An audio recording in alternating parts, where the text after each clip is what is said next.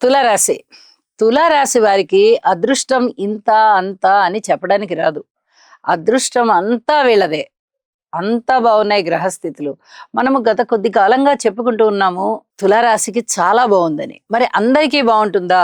గోచారం అందరికీ బాగుంటుంది. దగ్గర దగ్గర 40% వరకు గోచారం అనేది అనుకూలంగా ఉంటుంది. ఆ మిగతా 60% భాగము కూడా జన్మజాతకం కూడా బాగున్నట్టయితే చాలా అద్భుతమైన ఫలితాలు ఉంటాయి. తులారాశి వారు ఒక రేంజ్కి వెళ్ళిపోతారు అని చెప్పడంలో ఆశ్చర్యం లేదు. ఇక్కడ చూడండి, చతుర్థ స్థానంలో శుక్ర బుధులు ఉన్నారు, షష్ఠ స్థానంలో శని గారు ఉన్నారు, నవమ స్థానంలో గురువు గారు ఉన్నారు, దశమ స్థానంలో చంద్రుడు ఉన్నారు, ఏకాదశంలో కేతు ఉన్నారు.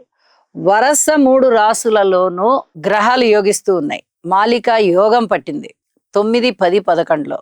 ఇంత అంత అదృష్టం అని చెప్పడానికి రాదు. నవమ స్థానంలో ఉన్నటువంటి గురువు గారు ఇచ్చే అదృష్టము గాని ఆశీస్సులు గాని చాలా అద్భుతమైనవి. మరి దశమంలో చంద్రుడు అద్భుతం, ఏకాదశంలో కేతువు ఊహ కందని విధంగా ధనం వస్తుంది. అలాగే బాంధవ్యాలు బలపడతాయి, ఉద్యోగ జీవితం బాగుంటుంది.